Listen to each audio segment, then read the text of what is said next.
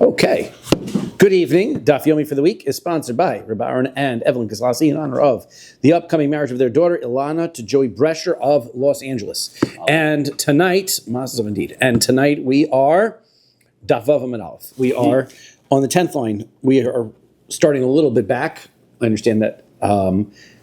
Thank you to our Daf Yomi presenters from the previous couple of nights. Rabbi Greenspan, that was amazing. Yeah. Big clutch move. Thank you, Rabbi. And we're going to go back just a drop in order to be able to get a running start into this machlokas. Mm-hmm. And the issue at hand is Iboilhu. The question that they were asking is Shlosha Yamim Hein Ve'ei Dehan. When the Mishnah says that you're not allowed to do business with non-Jews for 3 days, does it include the holiday itself or not include the holiday itself? So is it 2 days plus one?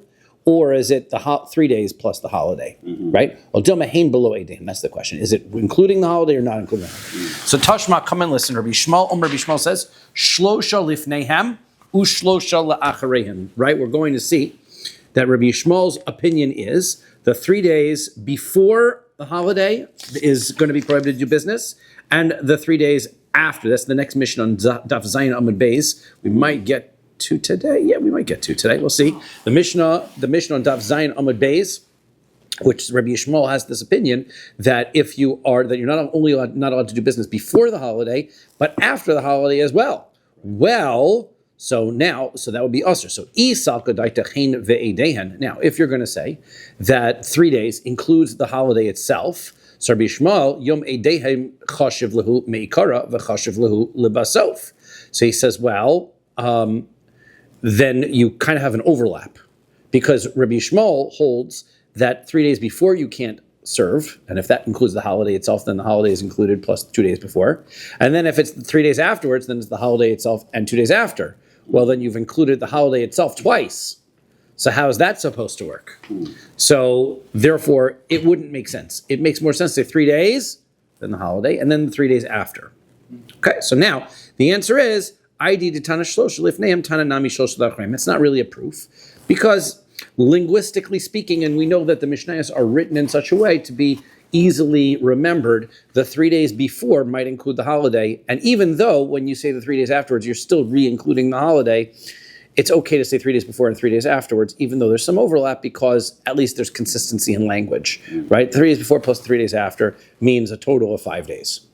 Right? You might think, that's weird, 3 days plus 3 days is 6 days, but it's not, because the holiday itself is both included in the days before and the days after. Tashma, come and listen. To Amar Rav Tachlifa bar Avdimi. This, I think, is where we were up to. Rav Tachlifa bar Avdimi says, Amar Shmuel the Shmuel, Yom Echad l'divrei Rabbi Yishmael liolam aser. Sunday, according to Rabbi Yishmael, is always prohibited, because Sunday was a non-Jewish holiday. Now he has. Is that why they go to church on Sundays? Yeah. So this is the issue. So if you take a look at Ivan the Gosa Tzionim, I don't know if it's in the art scroll, the Gosa Tzionim, it says that there is a girsa that says that it's the Yom Notzri. It's the Christian holiday of Sunday, and that the Notzri, that those words were erased when we had. When we did when the censors came through and erased, right? Because they didn't want to call their religion idolatry. On the other hand, it doesn't necessarily have to be that interpretation, because we know that the reason why the Christians moved Shabbos to Sunday is because they have a practice of trying to adopt and absorb the customs of other religions. So there were other religions that worshiped the sun and Sunday, and so therefore the Christians said, "Hey, you know what? We also have 1 day a week where we have a holiday, and that's going to be our day of rest, and so therefore Sunday becomes our new day of rest." And so therefore that's where the Christians moved Shabbos to Sunday. But in any event, whether it's the Christian Sunday or whether it's just a regular Avodah Zara Sunday, in any event, according to Rabbi Shmuel, you're going to never be able to do business with them. Why? Because 3 days before takes care of Wednesday, Thursday, Friday. 3 days afterwards takes care of Monday, Tuesday, right? Monday, Tuesday, Wednesday, right? Thursday, Friday, Shabbos, and then Monday, Tuesday, Wednesday. So that basically covers your whole week. Now, so if you're going to say, though, that the holiday is included, well, then Wednesday and Thursday is not prohibited. You only have a problem with the Sunday itself, and then Monday, Tuesday. And then the Sunday itself, working your way backwards to Shabbos and Friday, which means Wednesday and Thursday would be okay. So Deshari, and that would be permitted. Alibid de Rabbi Yishmael, according to Rabbi Yishmael. So therefore, Rabbi Yishmael, who says that there's never a way to do business with non-Jews, these non-Jews, because of their holiday Sunday, and you've got to be able to eliminate the what do you call it, the doing business when 3 days before and 3 days after. So according to Liba Rabbi Yishmael, lo kami ba'ili. The question according to Rabbi Yishmael is not, there's no question. According to Rabbi Yishmael, clearly 3 days before, 3 days afterwards is going to be prohibited. Dehain below a dehem, and that does not include the holiday itself. So it's going to include 3 days before, right, which is Thursday, Friday, Shabbos. 3 days afterwards, Monday, Tuesday, Wednesday, and that's your whole week. Kikumi boili, he says, therefore, the question wasn't according to Yishmael, the question is according to everybody else. Aliba the Rabban, according to the rabbis.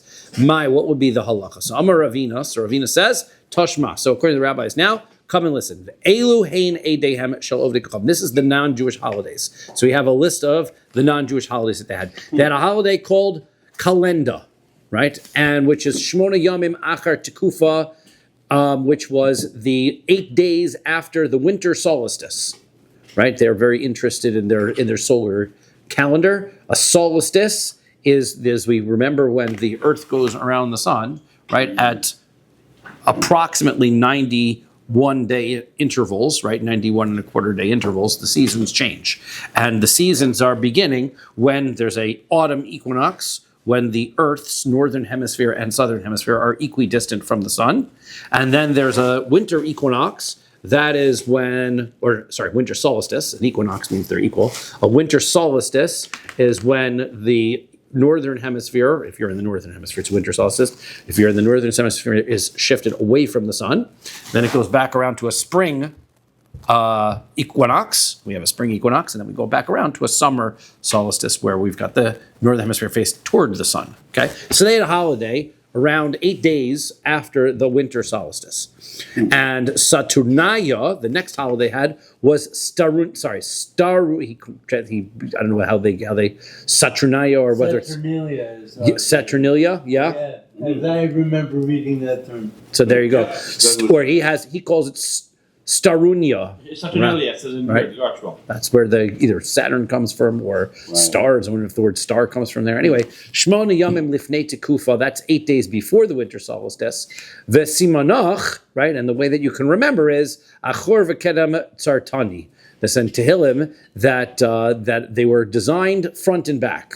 Right, this is about the not talking about the idols, but about the idol worship. But from that pasuk, you can remember around the winter solstice, there's an 8-day holiday before, there's an 8-day holiday afterwards. It might not have been a holiday on the solstice itself. So now, if you're going to tell me that you're going to include the holiday itself, so then asara havu. So then, why is it 8 days? Right, it should be 10 days, right? Because the holiday itself is 8 days, and so therefore, why would we say there's 3 days of Isser, right? There should be 10 days that come out to being Asr, and he says the answer is Kula kalenda chad yomahu chashivle. So the answer is the reason why it's called 3 days, even though it's really 10 days. If you're thinking about the holidays, you're adding extra couple of days before the holidays. You're adding 8 days plus another 2. It should say 10 days. Why does it only say 8 days? The answer is why does it only say 3 days? Because the 8-day holiday is considered 1 day. They're not counting that, so therefore that's for sure. Chad yomahu chashivle. We're only counting it as the 1 day. So therefore it's 8 days of the holiday, which is 1, which counts as a single day, because we're basically saying 2 days plus the holiday. And the holiday happens to be 8 days, so it doesn't matter. Amar Rav Ashi, so that doesn't prove anything. So Rav Ashi says, Toshma, lifnei eidehem shel ovdei kochavim, shlosha yamim, right? That before the holidays of non-Jews for 3 days. That's what it says. Now, the Isa Kudaitachin ve'edehen, if you're going to say that it's going to include the holiday itself in the 3, Leisne edehen shel ovdei kochavim shlosha yamim. So it should say the holidays of the non-Jews, that you're not allowed to work for them for 3 days. You're not allowed to. Why does it say before the holidays 3 days? Right? That's what our Mishnah says. Before the holidays 3 days. So that implies that it's the holiday plus another 3 days, not inclusive.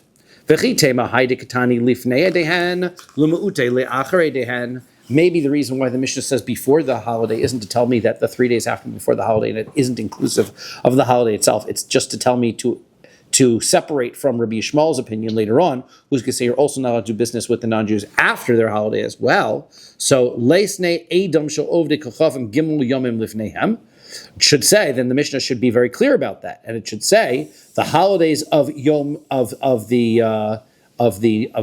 idolatry should be 3 days before them.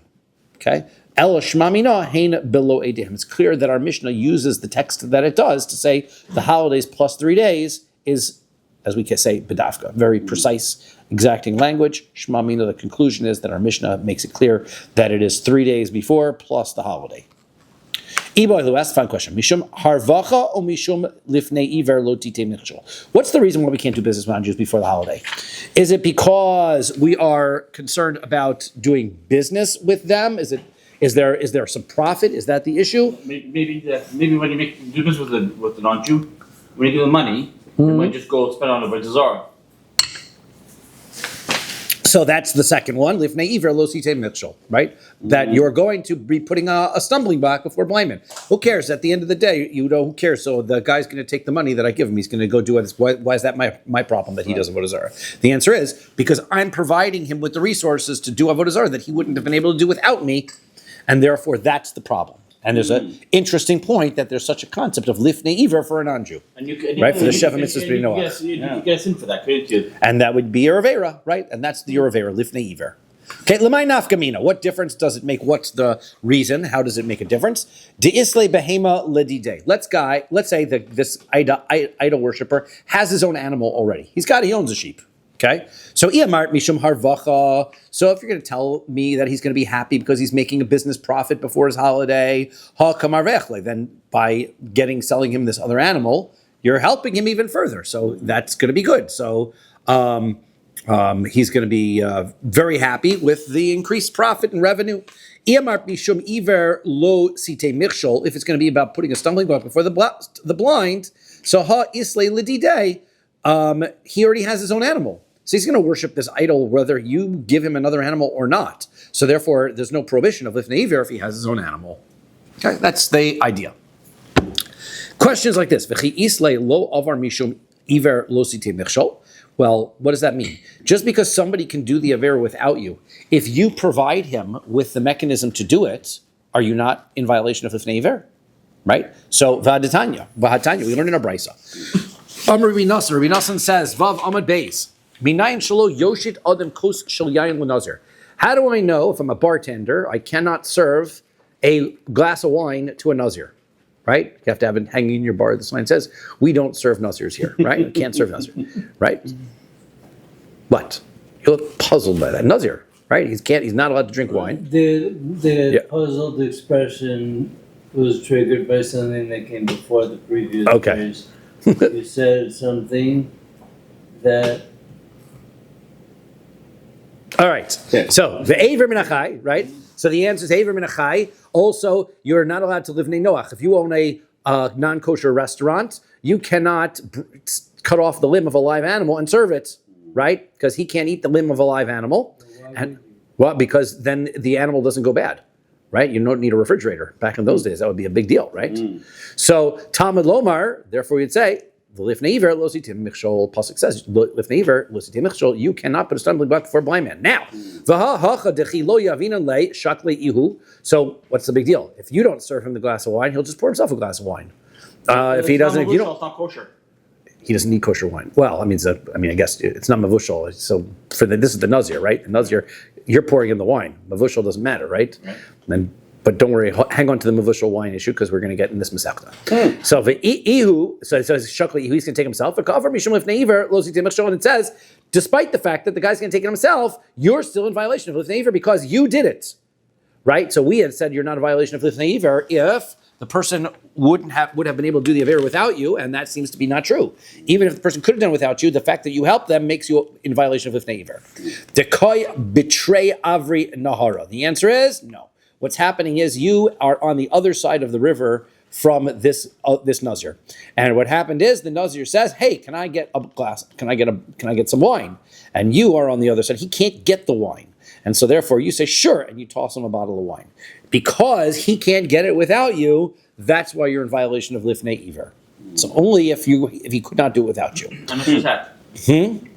And what's his name? Who else? The Nazir would get a sin for drinking the wine because you're not. The Nazir gets a sin for drinking the wine. You get a sin. You get a sin for giving it to him. Daikanami. You also see Diktani, as it says, lo yoshit velo kitani lo yitain shma mina. So pasuk says, right? The Brisa says that you're not allowed to reach out your hand. It doesn't say you shouldn't give it to him. You should not reach out. Now, reach out seems to imply some kind of stretch in order to be able to provide him with his wine or provide this non-Jew with his Aver Minachai. Therefore, what's happening is you must be extending yourself over a river, and this guy couldn't have gotten it himself. So we see that the parameters of Lifnei Iver only apply when the person couldn't do it himself. Iboy, we asked the final question. Nosav and Noton Mai. Let's say the guy was not supposed to do business with a non-Jew. Let's say he does. Let's say he did it already. So what happens? Rabbi Yochanan says, Nasav and Nasan, Aser. So once he's done it already, so any of the profits, anything that you have as a result of that business deal become prohibited, you can't get benefit from it. And Reish Lakish Amar, Nasav and Nasan, Mutter. Rabbi Meir says, it's wrong, you shouldn't do it. You're in violation of Lifnei Iver, perhaps. But if you do it, it is not, you don't have to throw the stuff away. Like Rabbi Yehuda in this situation. So, Eis Fei Rabbi Yochanan the Reish Lakish. Rabbi Yochanan asked Reish Lakish the fun question. E Dehenshel Ovdi Kochavim, Nasan Vinatan, Osrin. So he says that for the holidays of the non-Jews, if you do business with them, then whatever it is that you do business is prohibited. My lav lifnei edehen. Doesn't this mean that you're doing business before the holiday? And therefore proves my point. So he answers, lo, edehen, no, edehen dafka. It's specifically on the holiday. So, and the reason is because on the holiday, you might actually be buying something that is consecrated for idolatry. And so therefore you have to presume the item that you've received from this non-Jew is prohibited as an idol worshipped piece. And so therefore that's why you can't. Ikadamri, there are those who learned it like this. Rabbi Shimon ben Lakish Rabbi Yochanan. That it was the other way. Rabbi Shimon ben Lakish asked Rabbi Yochanan the question. On the holidays of the non-Jews, Nasav and Nasan Aser, if you do business with them, then the items that you do business with become prohibited. Edehen in lifnei edehen lo, which sounds like we're saying on the holiday, yeah, but before the holiday it's not.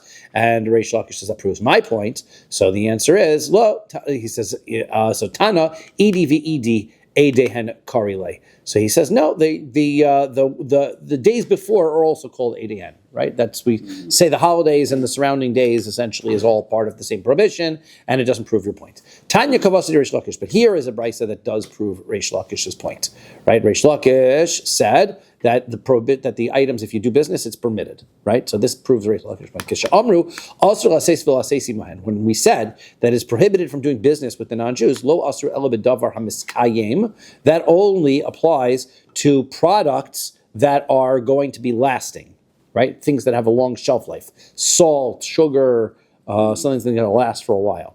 Aval bedavar she'enu miskayim, lo. But ice cubes, something that's not going to last very long. So then, right? There's not a problem, right? Why? Because the non-Jew's not going to have it by the time the holiday comes around. Va'afilu bedavar miskayim, and even something that is going to last, nosav and notan, if you did it, mutter, then you're permitted. So that sounds very much like Reish Lakish's opinion. Tani Rav Zvid be'debei Rav Oshaya.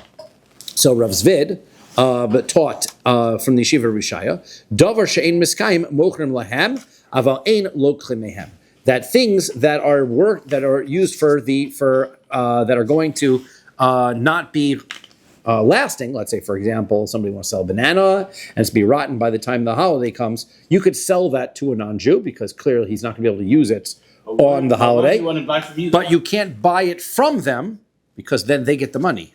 And the money they can use. The banana's rotten. Why would you want to buy from you if it's rotten already? Well, at the time you buy it, it's not rotten. Right? We'll buy it not rotten, and then it's okay because it'll be rotten by the time the holiday comes.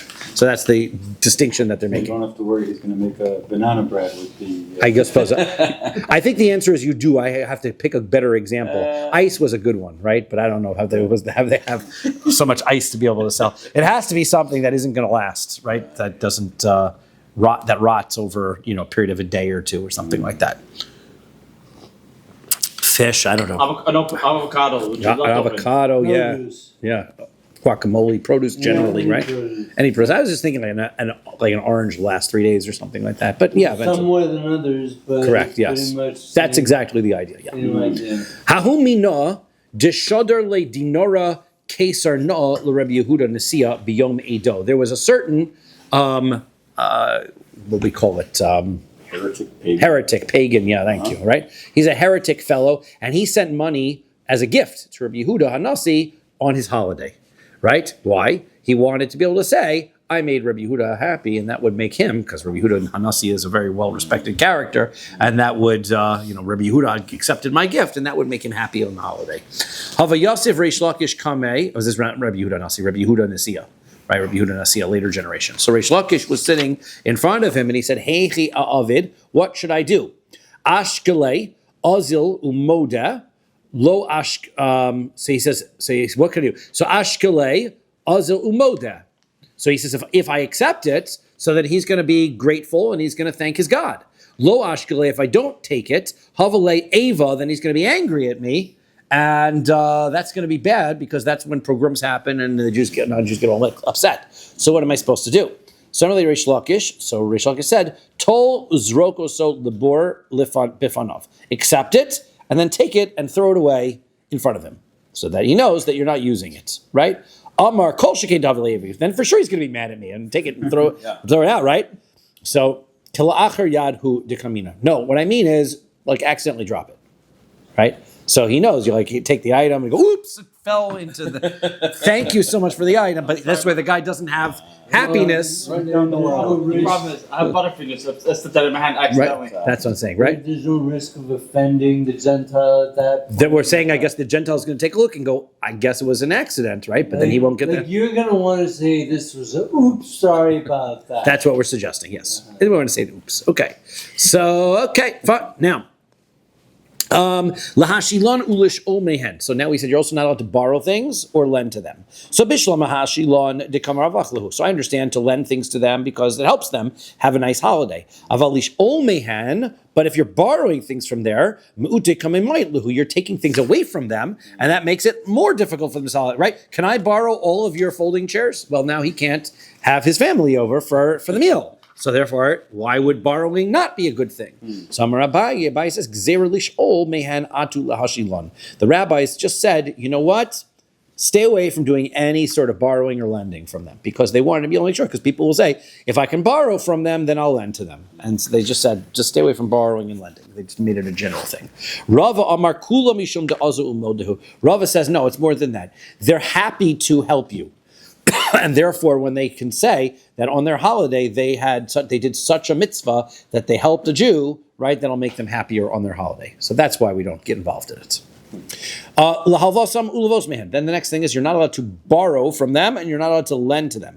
I understand why you can't lend to them because you're helping them have a nicer holiday. But to borrow from them, why is that a problem? So Abaye says,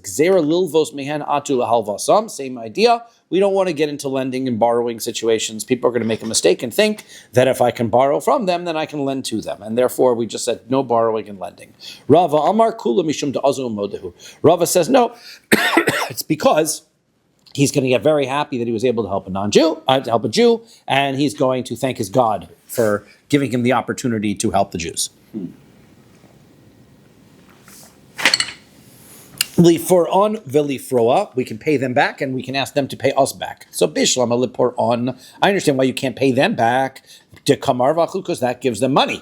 And they're very happy to get their money back. El lifroa mehen.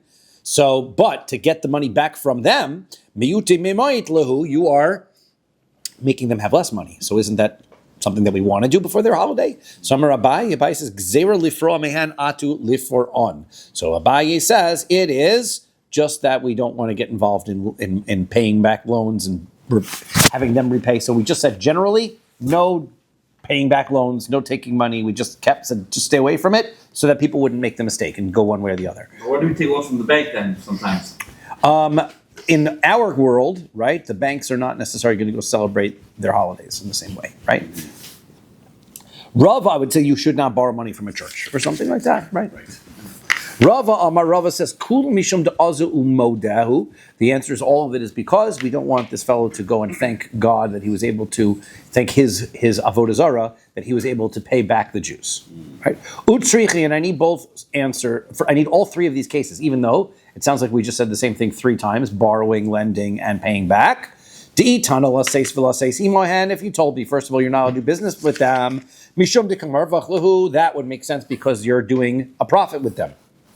And as a result of that, he's going to thank his God. But as far as borrowing from them, there you are going to make him have less items because it's not a trade. When it comes to trading, I get something, he gets something, so then that makes sense. So shopper dummy, I might have thought that borrowing something from him would be permissible.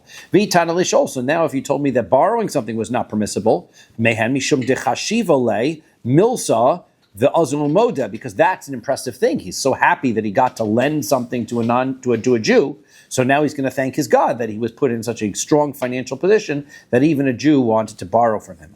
Aval lilvos mehen, but as far as having somebody borrow from them, Zara ba'alma islay. So then that's just a big pain, right? That he has to lend money out. That's not a good thing. Amar tuv lo hadri zuzeh. So he's thinking that the person might not give the money back, right? So then he might not go running to his God and thanking him because he's putting himself in a financial risk. So therefore, he say no. Even there, he's going to be thankful.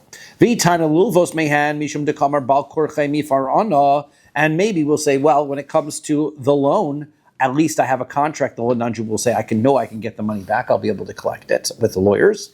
So therefore, he's going to go to his church. He's going to thank God that he was able to help, thank his God, that he was able to help not a Jew.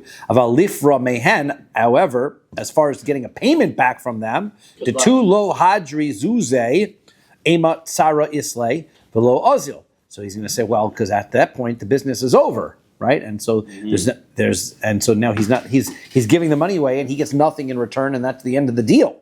So the answer, that's all that could be, is some negative thing for him. So the answer is no. That's also, he's going to be moda. He's still going to go to the church and say, thank goodness I was able, thank my Avodah Zara, that I was able to repay a Jew. Rabbi Yehuda Omer, Rabbi Yehuda says, Nifra in mehen. Rabbi Yehuda says, no problem. You can get money from them. The Chachamim say, you can't get a repayment of a loan. And Rabbi Yehuda says, nope, you're right. Getting them to repay, there's no joy in that. Paying money is not something nobody ever says, thank goodness, I'm so happy that I paid my mortgage, right? It's the thing. Now, the lace late. That is a thing. I was going to say, yes, that's why I use it as an example, right? So there will be a certain thing that a person might celebrate that he has completed. Yeah. When you finish your mortgage, right, your last payment, right? Car loan. That's correct. You have to experience. Sure. Well, I know at Shari Tefillah they have, like in the display case there, this big ceremony they had where they burned the mortgage? fool's mortgage. Is that right? When they paid it off. It's like you've done that before. So, he said Shari Tefillah has it, right? Who? So, the lace leila Rabbi Yehuda, afal pisha meitzer akshav samechu le'achar zman. Now, what Rabbi Yehuda seems to say is that today, the day that you pay your mortgage payment, you're not happy. But the reason why we celebrate that we have the mortgage payments, because next month I have no mortgage. Mm-hmm. So therefore I'm thrilled and happy that after so many years I haven't paid, now I don't have to pay anymore. I have no more mortgage. That's what the happiness is. The happiness is not that I paid today. The happiness is that I no longer have to pay in the future. Mm-hmm. So therefore, what Rabbi Yehuda is suggesting is, I take a look at your status now. Are you happy now? No. Great. Then I don't have to worry about that. Avodah Zara, then I can get a non-Jew to pay me back now, because he's not happy now. Sure, he's going to be happy later when he realizes that he is not in debt anymore, but today he's not happy, right? Whereas the Chachamim say, no, we look at the whole big picture. It's a big picture here. And the fact of the matter is that he's unhappy now, but in the big grand scheme of things, he's happier because he's paid off all the debts. Now, this implies Rabbi Yehuda has this opinion that we take a look at the way that somebody is now and not the big grand scheme of things. V'hatanya, we learn in a brisa. Rabbi Yehuda says, "Isha lo tasud b'moed." Now, mipnei shemenuvel he hu la. So this tasud, the women would place some kind of plaster, right? That hair removal product, right? And so you shouldn't do it on Chol Moed. Why? Because it's really uncomfortable. It's really uncomfortable. So they would put this plaster on, whatever, it's like waxing, right? So do it on Yontif. Now, they wouldn't want to do it. I guess it would make their skin nice, or it would remove the hair, or whatever it was. So to do it on Chol Moed, you're not allowed to, right? This Rabbi Yehuda says you can't, because right now, it bothers her, right? Okay, she'll like the effect ultimately in the long run, right? But nevertheless, right now it's bad. So therefore we take a look at what it is right now, so she can't use it, and that's where we are. Umod Rabbi Yehuda, Rabbi Yehuda agrees, though, that when it comes to Besid, she yichola lekaplo b'moed shetofal to b'moed. That if she's going to use it and then remove it on Chol Moed, so therefore she's getting benefit from it during Chol Moed, then okay, right? Because she's upset about it now, but in the end she's going to be happy with it on Chol Moed. It would not be a good thing to be happy about it now and then be upset about it now and then be happy about it after Chol Moed. That would be not good for the Chol Moed situation. But to be happy about it, unhappy about it now, but happy about it during Chol Moed would be acceptable. Afal pi, why? Because afal pi shemitzira achshav, because even though it's painful and uncomfortable now, smecha hi liachar zman, she's happy with the results afterwards. So that's Rabbi Yehuda. So how are you going to explain which is it? Does Rabbi Yehuda hold that we look at the way that things are now and we don't care that they're going to be happy later? Or does Rabbi Yehuda hold that we do care that they're going to be happy later? So Amar Rav Nach says two ways we're going to look at this. One of these, where we're going to either look at it and say that the Avodah Zara case is the exception, and normally Rabbi Yehuda holds that we do care that they're going to be happy later. Or Rabbi Yehuda is going to say that normally we don't care whether they'll be happy later, and Chol Moed is the exceptional case. Those are two ways to look at it. So let's start with that. So Amar Rav Nachman Bar Yitzchak, Nachman Bar Yitzchak says, Hanach lehilchos Moed. Chol Moed is the exception. Really, we don't care what they're going to be happier at the end. They're unhappy now, they have to pay their bill. They're unhappy, that's all it is. But Moed is different. Dekuluhu meitzar achshav simchali achar zman. The reason is because there's all circumstances where we have permissible actions on Chol Moed. All work that we do on Chol Moed are annoying now, but we're permitted to do them because ultimately we prefer the benefit later on, right? So when it comes to Chol Moed, there's prohibitions of certain types of work that we're allowed to do. But if ultimately the item that we're doing is L'tzorech Moed, is for the sake of the Moed, we're allowed to do it. Now, the work that I'm doing right now, I'd certainly prefer to be lazy and not do it. But at the end of the day, I'm doing it because I'm happy with the results. That's always the way that works. Therefore, Chol Moed is the exception to the rule. Therefore, even though she's unhappy at the moment, since she'll be happy at the end, it's L'tzorech Moed, and that's why it's permissible. Okay, that's Ravina says no, the other way around. Ove kochavim, that the idol worship is the unique circumstance. Inyan pir'aon, when it comes to the repayment, liolam meitzar. He says that is always painful for them.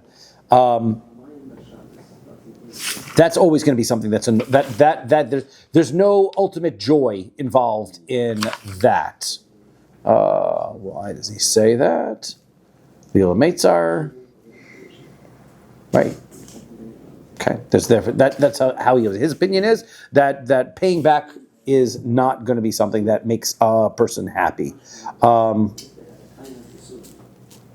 Okay, because they had hope. Because he says here that he brings back from, what's his source here? I'm not sure who his source is, but he says that in the notes that this non-Jew was hoping to never have to pay back. Mm-hmm. Right? Could have hoped to be able to get away with it. And so therefore now that they caught him, you got to pay. So that's why he's upset, right? He would have rather not paid at all. Okay, now, Masnisin delo Rabbi Yehoshua ben Korcha. You know our Mishnah, which says, our Mishnah does not follow Rabbi Yehoshua ben Korcha, that says, according to the Shita of the Chachamim, that you're not allowed to, right, our Mishnah gives two positions. Either you are allowed to collect the money from them, or you're not allowed to collect the money from them. Rabbi Yehoshua ben Korcha has a third point of view, and it's not recorded in our Mishnah. Tanya is going to brisa. Rabbi Yehoshua ben Korcha, Omer, milva bishtar ein nifron mehen, milva al pet nifron mehen. It depends what the kind of loan is. If the loan is written in a contract, so then you cannot collect it from them. If it is a oral loan, you can. What's the difference? Contracts are easily collected. All I got to do, I got a contract. I just got to take you to court. The non-Jew knows that when there's a contract, he's going to eventually have to pay, right? So therefore, to him, because it's signed already. that's right. So now he knows that eventually he's going to have to pay. So he's pleased to get that off his back. If it's a oral loan, the fact that you brought witnesses and you win in court and you make him pay, he's unhappy with, because he kind of thought, since nobody's got any proof, I might be able to get away with this. So therefore, that's why he's unhappy. So therefore, you can, because Rabbi Shimon Karcha says it makes a difference whether you can get paid back, depends on what kind of loan it is. If it's a contract, you can't get it back. But if it is a oral loan, you can, because the non-Jew is not going to be happy about that. Right? Because you're like saving it from their hands. Yosef Rav Yosef, Achore de Rabbi Abba. So Rav Yosef was sitting behind Rabbi Abba. V'Yosef Rabbi Abba kamei de Rav Huna, and Rabbi Abba was sitting in front of Rav Huna. V'Yosef v'Kamar, and he was sitting as follows, and he said, "Hilchasa Rabbi Yeshua ben Karcha." The halacha is like Rabbi Yeshua ben Karcha, like we just said. V'Hilchasa Rabbi Yehuda, and the halacha is like Rabbi Yehuda as well. Now, Hilchasa Rabbi Yeshua. Now, the fact that he says the halacha is like Rabbi Yeshua ben Karcha, had amran. That's the case that we just said. That in fact, as far as getting money back for non-Jews before their holidays, that's the halacha. The halacha is that it depends whether it's a oral loan or it is a written loan. For Rabbi Yehuda, what's the case of Rabbi Yehuda? Ditanya, we learned in a brisa the following argument. Hanosin tsemer letzoveya, if somebody gives wool to a dyer, this is a little bit off topic, but you know where we're going. Going off topic here is because Rav Yosef was and company were all sitting, and they mentioned that the halacha is like these 2 points of view. So even though one of these has nothing to do with what we're talking about, idolatry, we're going to mention what the other case is. So, fellow gives wool. He's got wool that he wants dyed. He wants to have a blue shirt. So he goes to the dyer and he says, "Could you take my wool and dye it blue?" Okay. So. Sorry, the other way around. He was Litzvo Lo Edom. He wants it red. Okay, and the Gemara tells which color it is, right? I was making up a color. They don't have to. Gemara tells me. He says, "Please dye my wool red." Utzav O Shachor, and the guy dyes it black. Shachor Utzvo Edom, or the reverse, right? He wanted black. The guy dyed it red. You cannot undye these things. So that's it. They're permanent. So that's the question. What is the refund he can get? So Zayin Amid Aleph. Rabbi Meir says, "No same lo demate tomorrow." You know what you have to do? The guy has to pay back the value of the wool, right? He has not obviously refund. He doesn't have to pay for the work done, but now you ruined the material. I had wool that I wanted to get dyed a certain color. Now I don't have that wool, so therefore you have to give me that wool. Now, so then and this is the concept of kone b'shinui. The worker has changed the object from what it was, right? He was supposed to take this wool and turn it into one thing, and he changed it into something else. By doing so, he has acquired ownership of the object. So the wool gets kept by the worker, but he has to buy that wool off of the guy, right? So the guy now has money to go buy new wool and get started all over again. The question that Rishonim deal with is, let's say the guy says, "You know what? It's okay. I'll take the black wool." Can he? Right? Can he do that? Or is the worker now able to say, no, I'll pay you for the wool, right? Can he or not? So that is, right? It sounds like from Rashi here, that the last line in Rashi is, Noto hatsemer la'atzmo, the worker can take the wool for himself. He has the rights to it. Why? Because he purchased, basically by doing this, he messed up, but now that he changed it into something new, he has owned it, he acquired it, and now he has to pay for it, but it's his to take or not. Right? Other Mefarshim say, now that doesn't make that much sense. Why should the owner lose out here? Right? So the owner should be able to say, I'd rather have the money for my wool back, or he could take his dyed wool back and pay for it. Right? So Rabbi Yehuda's opinion, and this we say is the halacha, this is where we're saying the halacha is Rabbi Yehuda. This Rabbi Yehuda says, Omer, Ima shevach yotzer al yetzia nosin lo as yetzia. No, this is what we take a look at. What was the cost of the materials necessary to dye this wool to a different color? So, clearly, dyed wool of any color is more valuable than plain white wool, right? So, therefore, we take a look. If if the appreciation of the value of the wool that is gone from white to dyed is greater than the cost of the materials needed to dye it, then the owner, the original owner, he's able to pay for the cost of the production costs, right? And that's it. And then he gets to keep the wool of higher value. So he gets the better deal.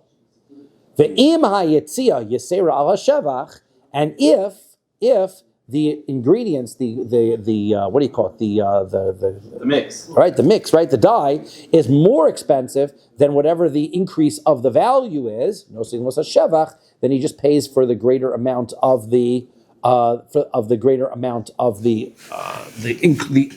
improvement value, right? So basically, the owner gets to be able to keep the most valuable item and pay the cheaper price for it. Okay, so that is the halacha, right? So that's the halachas like Rabbi Yehuda. Adrina Rav Yosef le'apeh. So Rav Yosef was very upset when he heard this teaching. Bothered him greatly, right? Remember, they were sitting in front of each other. Rav Yosef says, "What? B'ishlama halacha Rabbi Yeshua ben Karcha itzrich." I understand. Okay, you have to tell me the halacha is like Yeshua ben Karcha. Why? Because salka daita chamina rab yochid v'rabim halacha karabim. Because we have a principle. Whenever we have an argument between rabbis in the Mishnah, I have one single point of view, plus I have rabbis, plural. The halacha is going to follow the majority, right? Halacha that we learned, achrei rabbim lahatos, that we learned that in Maseches Sanhedrin. The Rabbanim would be... The Rabbanim should win.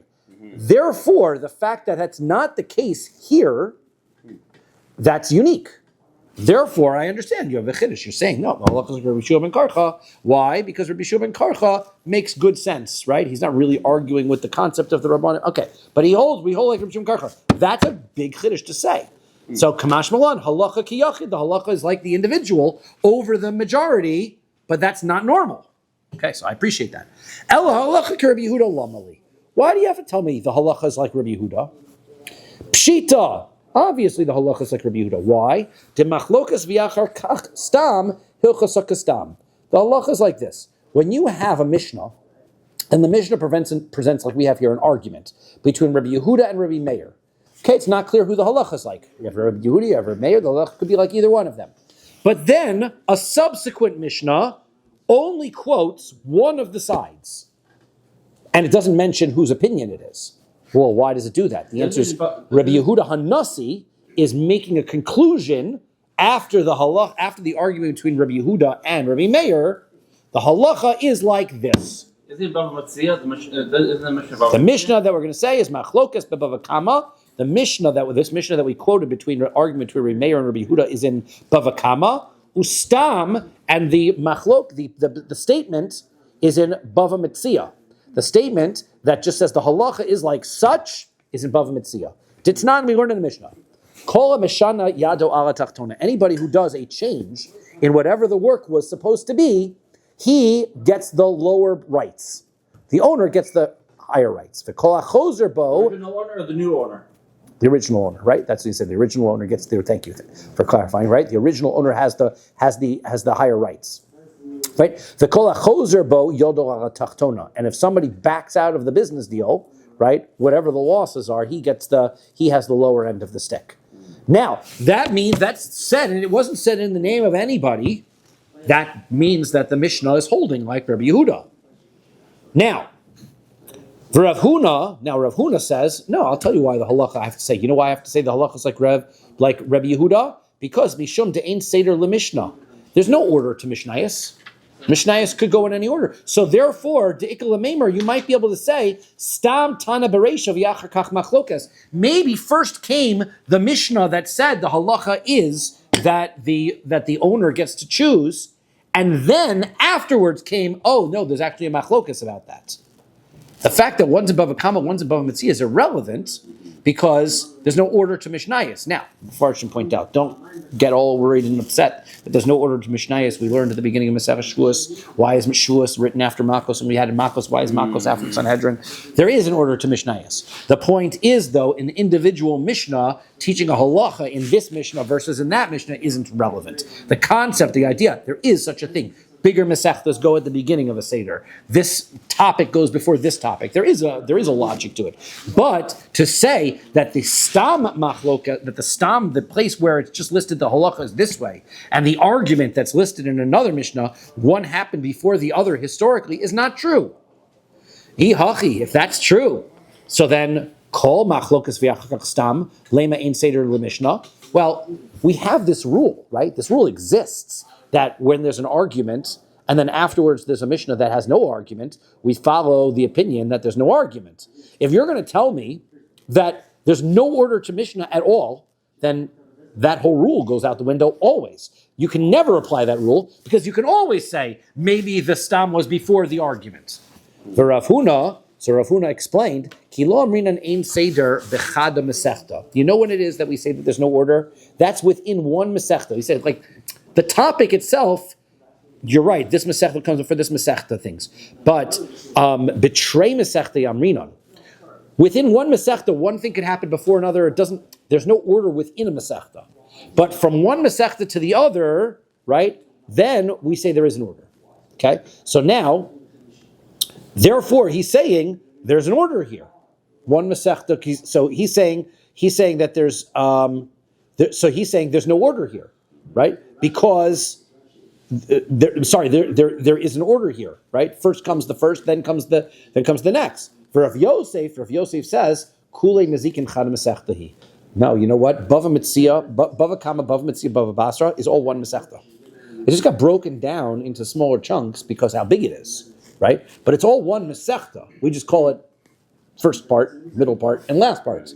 Right? How's all one Masechta if it talks about different halachas? So all Masechtas talk about different halachas, right? They're all a bunch of chapters. But the thing is that it all talks about various types of damages. And so there was all one thing. So therefore, says Rav Yosef, it was all one Masechta. So therefore, it was a Stam Mishnah. It was an argument with an Achash Kat Stam, and therefore, of course, the halacha is like Rabbi Yehuda. Well, you don't have to say that.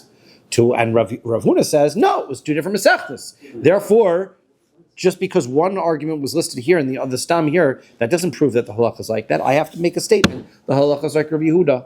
So that's why he said it. The rule is legit, but the question is, how do you view this circumstance? Exactly. That's where the argument is. How do you view the bubbles?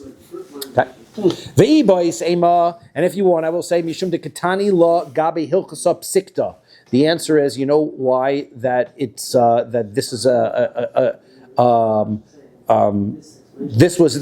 this was what frustrated Rav Yosef about this is, of course, this Mishnah, the Stam Mishnah, is applicable because this Stam Mishnah is just the way that the context of that Mishnah is. It's listing halachos that are prescribed. If you read the Mishnah, it's saying this is the halacha, this is the halacha, this is the halacha. It's not presenting it in the earlier part. It's presenting there's an argument, this opinion, this opinion. When the Mishnah presents it as this is the halacha, this is the halacha, this is the halacha, it's clear what the Mishnah is doing from the context of that Mishnah, that it's telling you what the halacha is. So they're called Mishana Yaldoa Taktona. The Mishnah just says anybody who makes a change, he has the lower rights. They call a Choser Bo Yadatan, somebody who backs out of business deal, he has the lower business rights. Therefore, since the Mishnah is clearly just stating those facts, that Mishnah is clearly a Stam Mishnah that the halacha follows. That's what bothered Rav Yosef, right? Regardless of the issue of Bava Mitzia, Bava Kama, whatever, could be that he even agrees on that point. But this idea that you would have to say the halacha is like Rabbi Yehuda when the Mishnah clearly says it,